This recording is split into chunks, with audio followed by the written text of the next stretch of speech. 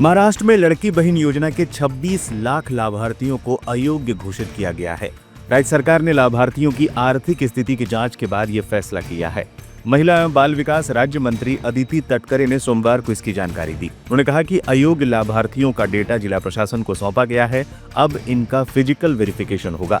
इसके बाद उनके खिलाफ जरूरी एक्शन लिया जाएगा। उन्होंने कहा कि इस योजना के पात्र लाभार्थियों को पहले की तरह हर महीने 1500 रुपए की रकम मिलती रहेगी।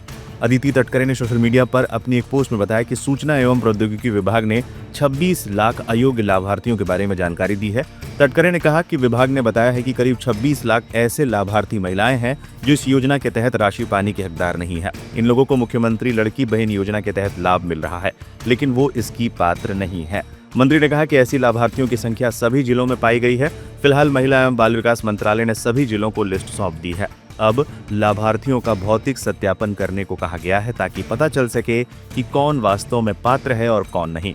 इस भौतिक सत्यापन के बाद अपात्र होने के बावजूद लाभ लेने वालों के खिलाफ एक्शन हो सकता है। इसके अलावा अब तक मिली रकम की रिकवरी भी की जा सकती है। इस योजना को बीते साल जुलाई में लॉन्च किया गया था। इसके बाद हुए विधानसभा चुनाव में बीजेपी के नेतृत्व वाले एनडीए को बड़ी जीत मिली थी। माना जाता है कि इस स्कीम को भी एनडीए की जीत में एक हद तक योगदान था। इस स्कीम के तहत 21 से 65 साल तक की उम्र की महिलाएं इसमें पात्र हैं, जिनकी सालाना कमाई 2.5 लाख रुपए से कम की हो। इसके अलावा एक शर्त ये भी है कि उन्हें सरकार के किसी और स्कीम के तहत लाभ न मिल रहा हो।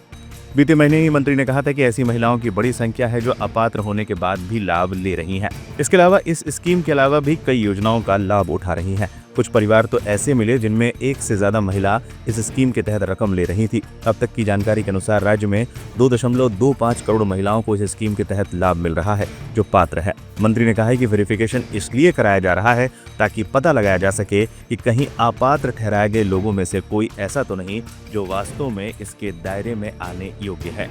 इस बीच चर्चा शुरू होने लगी है कि क्या सरकारी खजाने पर पड़ रहे बोझ की वजह से सरकार लगातार नामों को हटा रही है। विधानसभा चुनाव में मिली एनडीए की जीत में इस योजना को बड़ा योगदान माना गया था, लेकिन उसी वक्त भी यह सवाल उठ रहा था कि छोटे राज्यों के लिए तो फिर भी योजना समझ में आती है, लेकिन महाराष्ट्र जैसे बड़े राज्य में इस योजना को लागू करने में भारी दिक्कतों के साथ सरकारी खजाने पर भी भारी बोझ आएगा। सुप्रिया सुले ने भी मामले को लेकर कहा है कि योजना को बंद करना समाधान नहीं है, इसे लेकर सुधारात्मक उपायों की आवश्यकता है। इससे पहले अरविंद सावंत ने भी योजना में फर्जीवाड़े को लेकर सरकार पर तीखा हमला किया था।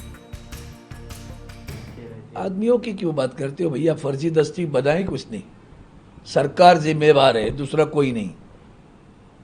वोटों के लिए आप लोगों ने कितने गलत कदम उठाए थे और जो गुनाहगारी कह सकता हूं मैं, ये तो गुनाहगारी की है, सरकारी पैसा लूटना, उसमें अधिकारी भी शामिल है।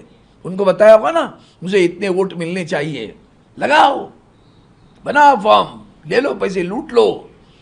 मैं तो सभी के ऊपर सरकार ही जिम्मेदार है, हमारी राज्य की सरकार ही जिम्मेदार है जो सत्ता पे आई है, जिन्होंने लाडली बहन योजना के तहत ये भ्रष्टाचार किया, उस भ्रष्टाचार पे कार्रवाई होनी चाहिए।